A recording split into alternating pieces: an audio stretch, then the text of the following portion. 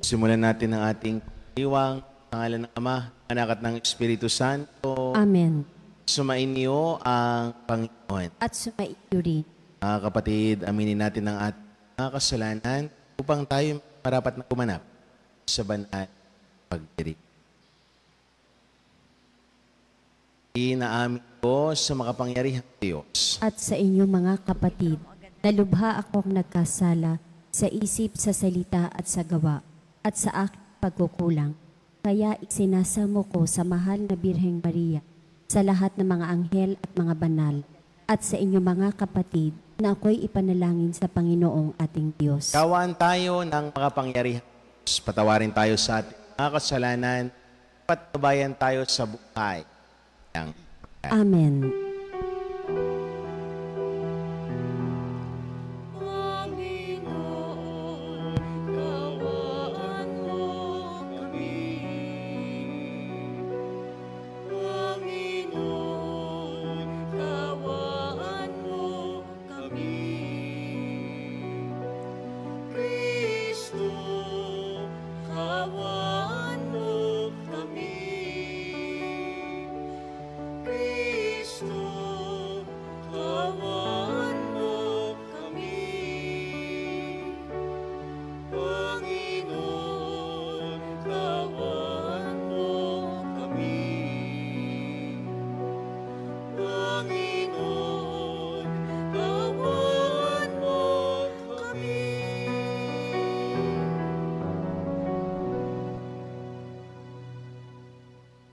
Pinagdiriwang po natin ngayon ang pagunita kay Saint Max Paul, isang martir.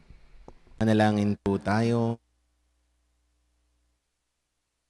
Ama naming makapangyarihan, ikaw lamang ang banal at walang mabuting iiral kundi dahil sa iyo lamang. Pakundangan sa pagdalangin kay San Maximilian Kolbe. Ipag-utos mong kami mamuhay ng di dapat makabawas sa iyong kadakilaan. Sa pamamagitan ng Jesucristo kasama ng Espiritu Santo magpasawalang. Amen. Pagbasa mula sa aklat ng Deuteronomio. Sinabi ni Moises sa mga tao, Bayang Israel, ito ang nais sa inyo ng Panginoon. Magkaroon kayo ng takot sa Kanya.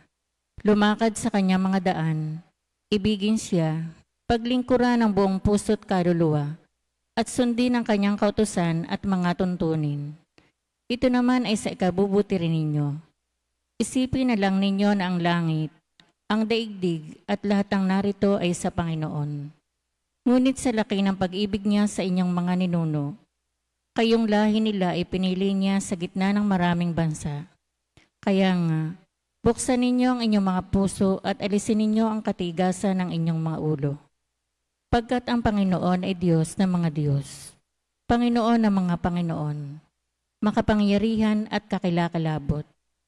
Pantay-pantay ang tingin niya sa mga tao at hindi na pasusuhol.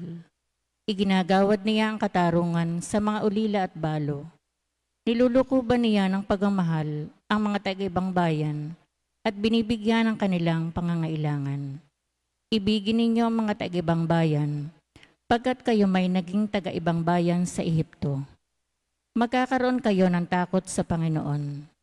Paglingkuran niyo siya, huwag kayong hihiwalay sa Kanya, at ipahayag ninyo ang Kanyang pangalan. Siya lamang ang dapat ninyong pag-ukulan ng pagpupuri. Siya ang inyong Diyos, ang gumawa ng marami at kakilakalabot na mga bagay na inyong nasaksihan.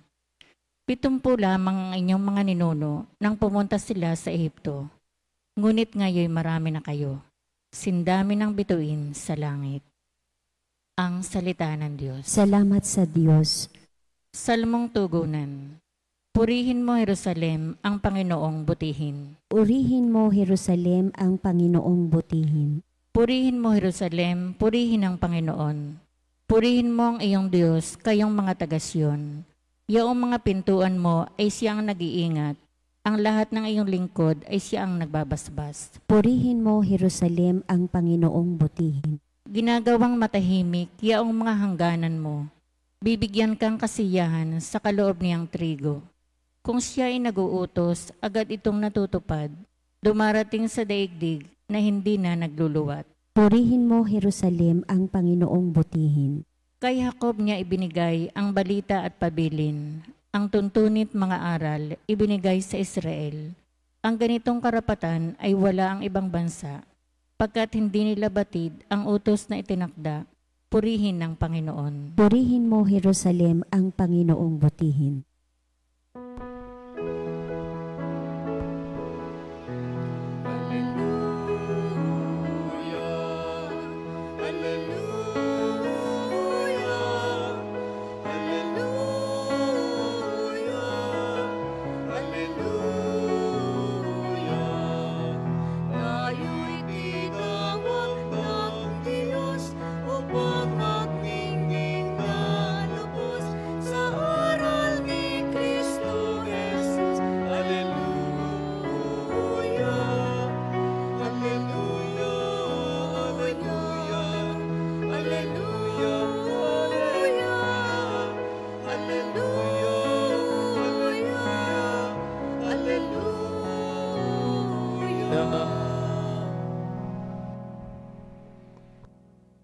Sumainyo ang Panginoon. At sumaiyo rin. Ang mabuting balita ng Panginoon ayon kay San Mateo. Papuri sa iyo, Panginoon. Noong panahong iyon, nang nagkakatipon sa Galilea sina Jesus at ang mga alagad, sinabi niya sa kanila, ang anak ng tao ay ipagkakanulo at papatayin, ngunit muling mabubuhay sa ikatlong araw. At sila'y lubhang nagdalamhati. Pagdating nila sa Capernaum, lumapit kay Pedro ang mga maniningil ng buwis para sa templo. Tinanong siya, nagbabayad ba ng buwis para sa templo ang iyong guro? Opo, sagot ni Pedro. At nang dumating siya sa bahay, tinanong na siya agad na Jesus, ano ba ang palagay mo, Simon? Kanino sumisingil ng bayad sa lisensya o buwis ang mga hari sa lupa? Sa mga mamamayan ba o sa mga dayuhan? Sa mga dayuhan po, tugon niya. Sinabi ni Jesus, kung gayon, hindi pinagbabayad ang mga mamamayan. Gayunman, para wala silang masabi sa atin, pumaroon ka sa lawa at ihagis mo ang kawil. Kunin mo ang unang isdang mahuli mo. Ibuka mo ang bibig nito at may makikita kang isang salaping pilak. Kunin mo ito at ibayad sa buwis nating dalawa. Ang mabuting balita ng Panginoon. Pinupuri ka namin, Panginoong Hesukristo. Magandang umaga po sa inyong lahat. At sa mga patuloy na nakikita sa atin sa ating Facebook Live, magandang. Mga kapatid, napakaganda ho ng paalala sa atin, Jesus, sa atin hong mabuting balita ngayong araw. Ang paalala sa atin na Jesus, ang pagganap natin ng mga tungkulin natin sa buhay. Bawat isa sa atin, mga kapatid, mayroong mga tungkulin na dapat gagampanan. Ipinahiwatig na Jesus na sila bilang mga namamalakaya, bilang tagapagdala ng mabuting balita, ay meron ding mga tungkol. Pinapaalala sa atin na Jesus bilang mga tao, bawat isa sa atin dapat ginagampanan ang ating. Una, tayo bilang mga tao may tungkulin tayo sa Diyos at sa bayan. May tungkulin tayo sa bayan na alamin o sundin ang mga lutunin na ipinapahayag sa atin o ibinababa sa atin ng ating bayan. Pinapakita sa atin ng ating mabuting balita kung paanong si Jesus at ang mga alagad niya ay sumunod din sa lutunin ng kanilang tinitirhang bayan. Sila din mismo ay nagbayad din ng buwis. Ipinapakita sa atin na tayo bilang mga tao, tayo'y magpasailalim din sa tuntunin na kung saan tayo nakatayo. Kung anong estado ng ating ay. Bawat isa sa atin may tungkulin, sundin ang kung ano man ang ibinababa para sa. Pangalawa, na tungkulin natin na sundin ay kung ano ang katayuan natin sa buhay. Ako, tungkulin ko bilang isang pari ang ipahayag ang mabuting balita. Kayo, tungkulin niyo bilang mga maninimba ang idulog ang inyong sarili sa Diyos. Pero mayroon pa kayong may mga tungkulin na dapat gampanan. Ano ang mga tungkulin na ito? Kayo bilang mga manggulang o mga anak, may tungkulin na dapat bilang isang magulang, may tungkulin ka na dapat gampanan ang pagiging isang magulang.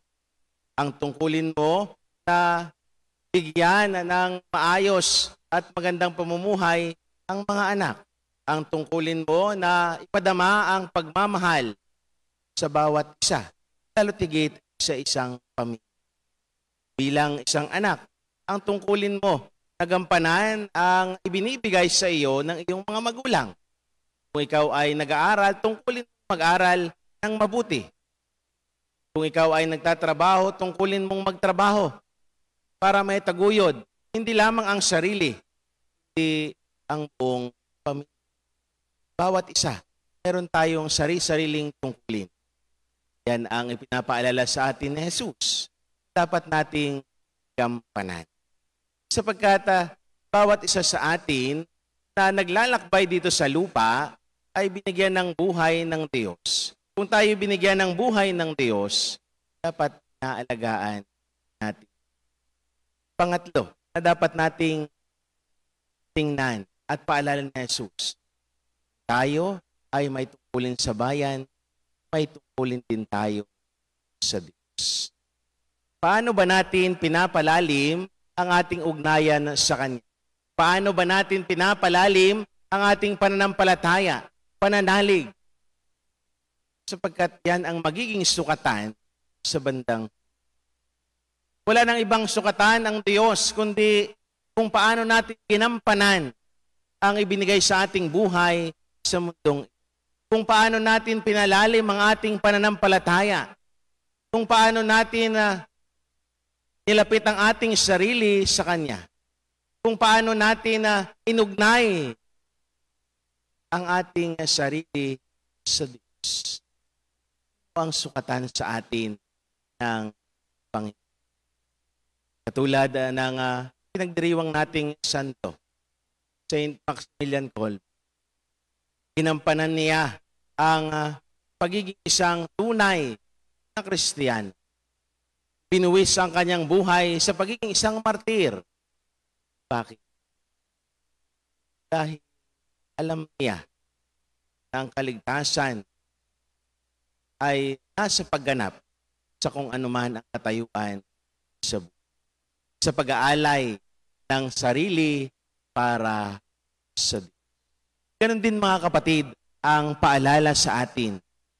Kung sa araw-araw nating buhay, meron tayong ginagampanan, nakatayuan natin sa buhay, sa Diyos meron din tayong gampanin. Sa Diyos, meron din tayong dapat gawin. Sa Diyos, dapat nating ilapit ang ating mga sarili.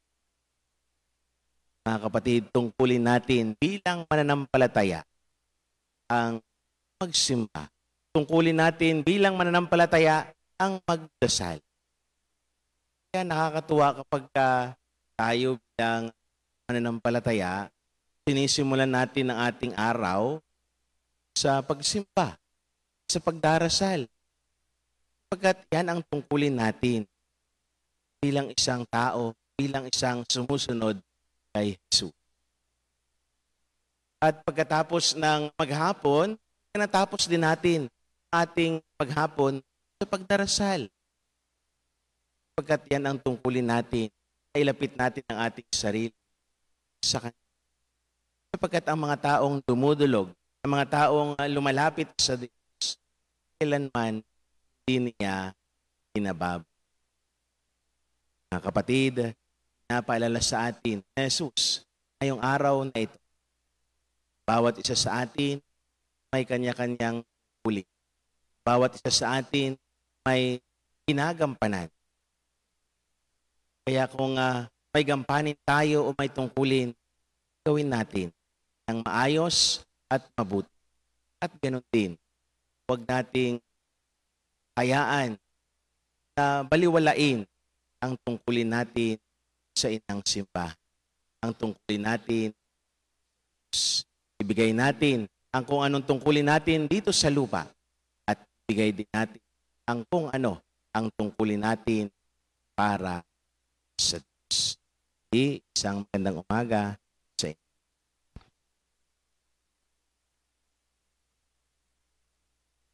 Sa ating kahinaan at pangangailangan, dumulog tayo sa Diyos na ating dapat sundin at paglingkuran sapagkat siya ang pinagmulan ng lahat ng kapangyarihan sa sandaigdigan.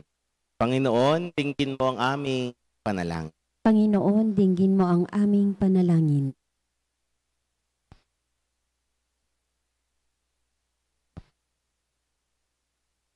Ang simbahan, saan man dako ng daigdig, naway walang takot na magpahayag ng pinahahalagahang katarungan at kapayapaan. Manalangin tayo sa Panginoon. Panginoon, dinggin mo ang aming panalangin. Ang lahat ng tao naway makabahagi ng tama sa mga material at espiritual na bagay ng daigdig at ang mga organisasyon sibiko at estado naway makatulong sa pagtatanggol sa mga mahihina at mga mahihirap. Manalangin tayo sa Panginoon. Panginoon, dinggin mo ang aming panalangin. Ang lahat ng mamamayan naway magkaroon ng malakas na kamulatan sa sibikong tungkulin at maging aktibo sila na makilahok tungo sa pangkalahatang kabutihan. Manalangin tayo sa Panginoon. Panginoon, dinggin mo ang aming panalangin. Tayo naway maging daan ng pag-ibig at kalinga ni Kristo para sa mga may sakit at mga nagdurusa. Manalangin tayo sa Panginoon. Panginoon, dinggin mo ang aming panalangin. Ang mga yumao naway magkaroon ng kasiyahan sa kaharian ng kapayapaan. Manalangin tayo sa Panginoon. Panginoon, dinggin mo ang aming panalangin. Ama ng awa, dapat nagamitin ang lahat ng talento sa lupa para sa pagsusulong ng paghahari ng iyong katarungan, kapayapaan at pagkakapatiran ng iyong bayan. Sa pamamagitan ng aming bukas loob na pagsuporta, naway maging instrumento kami ng pagtatag ng iyong kaharian dito sa lupa. Hinihiling namin ito sa pamamagitan ni Kristo na aming Panginoon. Amen.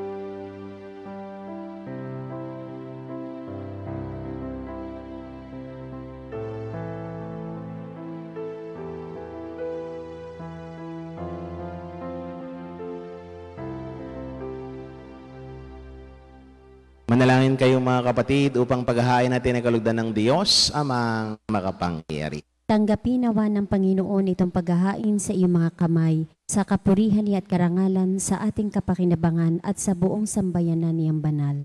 Ama naming lumikha, ipagkaloob mong ang aming mapagpakumbabang paglilingkod ay kalugdan mo sa ikararangal ng mga banal mong ikinalulugod at sa ikadadalisay ng aming katauhan at loob.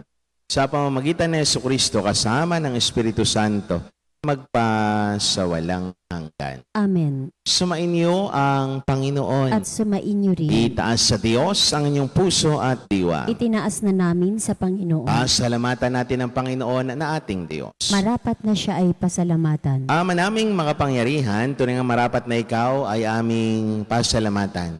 Ngayong aming kagalakan na si San Maximilian Kolbe ay parangalan. Siya'y kapanalig naming may paninindigan na ikaw ay ipahayag kahit siya'y mamatay, sapagkat minarapat mong kanyang matularan ang iyong anak na naghain ng sariling buhay. Tulad ng naganap sa iyong anak, ang dugo ng mga martir ay dumanak, hindi dahil sa katatagang likas, kundi dahil sa iyong bigay na lakas. Kaya kaysa ng mga anghel na nagsisiawit ng papuri sa iyo nang walang humpay sa kalangitan, kami nagbubunyi sa iyong kadakilaan. Santo, Santo, Santo, Panginoong Diyos ng mga hukbo, napupuno ang langit at lupa ng kadakilaan mo. O sana sa kaitaasan, pinagpala ang naparirito sa ngalan ng Panginoon. O sana sa kaitaasan. Ama naming banal, ikaw ang bukal ng tanang kabanalan. At sa pamamagitan ng iyong Espiritu, gawin mong banal ang mga kaloob na ito upang para sa amin maging katawan at dugo ng aming Panginoong Jesucristo. Bago niya pinagtiis ang kusang loob na maging handog, hinawakan niya ang tinapay, pinasalamatan kaniya, pinaghati-hati niya iyon, iniabot sa kanyang mga alagad at sinabi, tanggapin ninyong lahat ito at kanin. Itong aking katawan na ihahandog para sa inyo.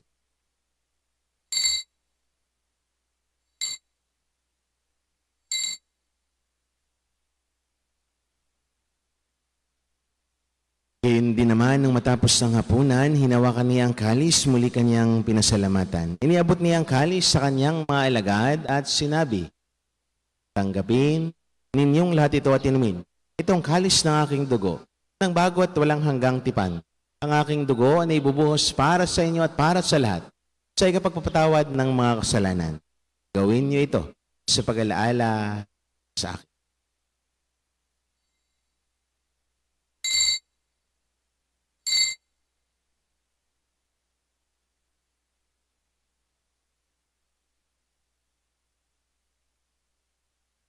Ipagbunyi natin ang misteryo ng pananampalataya. Si Kristo'y namatay, si Kristo'y nabuhay, si Kristo'y babalik sa wakas ng panahon. Ama, ginagawa namin ngayon ang pag-alaala sa pagkamatay at muling pagkabuhay ng iyong anak. Kaya tiniaalay namin sa iyo ang tinapay na nagbibigay buhay at ang kalis na nagkakaloob ng kaligtasan. Kami, nagpapasalamat dahil kami ang minarapat at tumayo sa harap mo para maglingkod sa iyo. Isinasamo namin kami magsalo-salo sa katawan at dugo ni Kristo ay mabuklod sa pagkakaisa sa pamamagitan ng Espiritu Santo. Lingapin mo ang iyong simbahang laganap sa buong daigdig. Puspusin mo kami sa pag-ibig kaysa ni Francisco naming Papa, ni Gilbert naming Arsobispo at ng Tanang Kaparian. Alalahanin mo rin ang mga kapatid naming nahimlay nang may pag-asang sila'y muling mabubuhay, gayon din ang lahat ng mga pumanaw.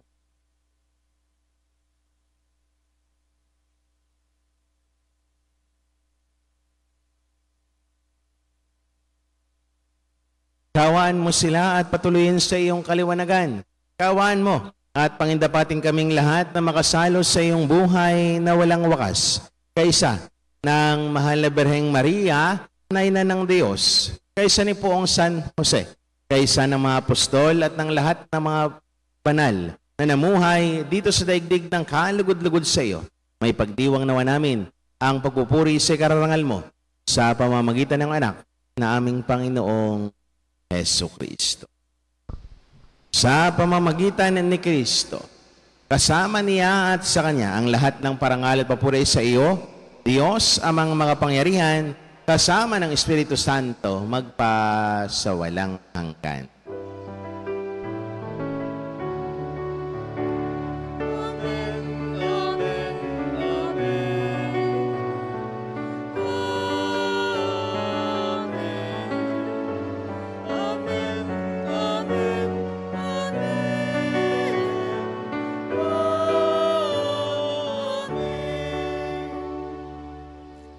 Nang may kababaan ng loob, sama-sama itudulog ang ating mga kahilingan sa panalangin tinuro sa atin ng Panginoon.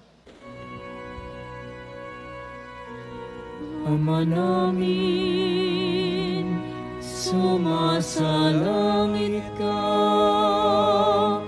sambahin ang ngalan mo, mapasa amin ang kaharian mo, sundin ang loob mo dito sa lupa para nang sa langit. Bigyan mo kami ngayon ang aming kakanin sa araw-araw.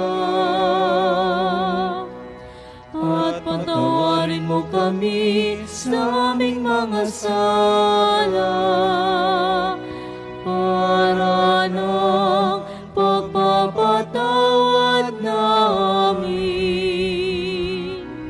sa nagkakasala sa amin. At huwag mo kaming ipahintulot sa tukso, at iadya mo kami sa lahat ng masama. Hinihiling namin kami, Adya, sa lahat ng masama, pagkalooban ng kapayapaan araw-araw, iligtas sa kasalanan tilayo sa lahat ng kapahamakan. Samantalang aming pinanabigan ang dakilang araw ng pagpapahayag ng tagapagligtas naming si Hesus Kristo. Sapagkat iyo ang kaharian at ang kapangyarihan at ang kapurihan magpakailanman. Amen. Panginoong Jesucristo, sinabi mo sa iyong mga apostol, kapayapaan ang iniiwan ko sa inyo, ang aking kapayapaan ang ibinibigay ko sa inyo. Tunghayan mo ang aming pananampalataya at huwag naman ang aming maraming pagkakasala. Pagkalooban mo kami ng kapayapaan at pagkakaisa ayon sa iyong kalooban, kasama ng Espiritu Santo, magpasawalang hanggan. Amen. Ang kapayapaan ng Panginoon ay laging sumay. At sumaiyo rin. Magbigayan kayo ng kapayapaan sa isa't isa. Peace be with you po. Kordero ng Diyos na nag-aalis ng mga kasalanan ng sanlibutan, maawa ka sa amin. Kordero ng Diyos na nag-aalis ng mga kasalanan ng sanlibutan, maawa ka sa amin. Kordero ng Diyos na nag-aalis ng mga kasalanan ng sanlibutan, ipagkaloob mo sa amin ang kapayapaan.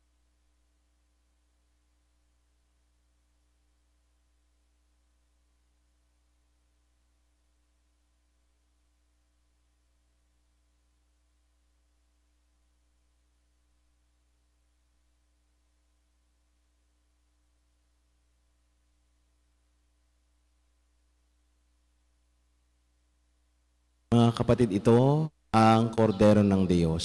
Ito ang nag-aalis ng mga kasalanan ng sanlibutan. Mapapalad tayong naniyahan sa kanyang banal na piging. Panginoon, hindi ako karapat-dapat na magpatuloy sa iyo, ngunit sa isang salita mo lamang ay gagaling na ako.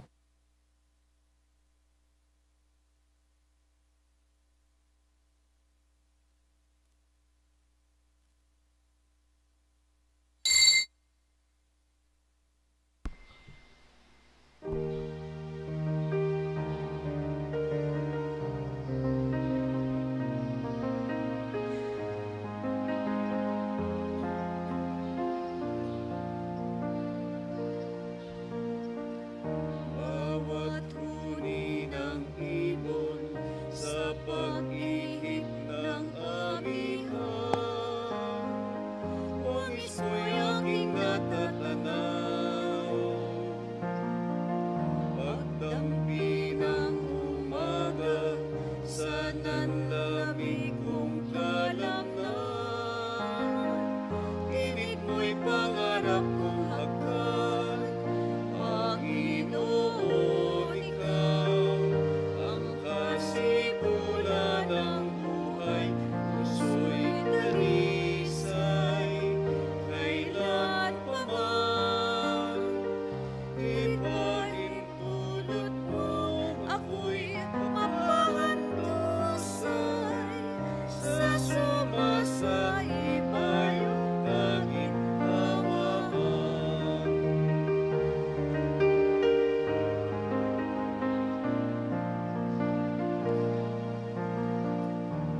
Nangungulilang malay, pinulungan ang tinig mo. Nagdulot ng katiwasayan, paghahanap katwiran, nilusaw mo sa simbuyon. Karilagan ng pagmamahal, Panginoon, Ikaw ang kasibulan ng buhay. Puso'y nagdisay, kailan pa man. Ipahintulot mo, ako'y mapahandusay. Sa sumasaiba yung kaginhawaan. Panginoon, Ikaw ang kasibulan ng buhay. Puso'y dalisay, kailan pa man. Ipahintulot mo, ako'y mapahandusay. Sa sumasaiba yung kaginhawaan. Dalangin pa sana'y mapagtanto ang tunay. Kaganapan ng buhay ko'y malalaman.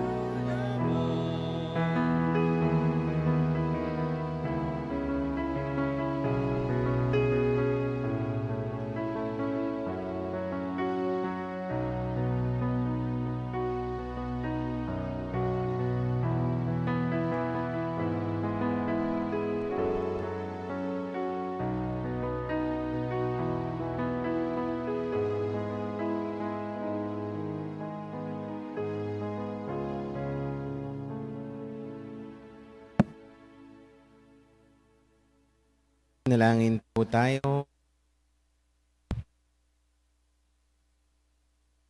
Ama naming mapagmahal, sa pagsilang sa langit ng mga banal, kaming mga nakinabang ay dumadalangin magkamit ng di nagmamaliw na kabutihan.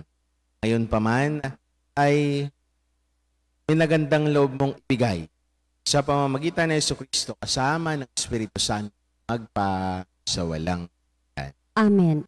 Sumainyo ang Panginoon At sumaiyo rin. at pagpalain kayo ng maawain mapagmahal at makapangyarihang Diyos. Sa ngalan ng Ama, ng Anak at ng Espiritu Santo. Amen. Ang banal na misa ay naialay na. May kayong taglayang kapayapaan at pag-ibig ng Diyos. Salamat sa Diyos.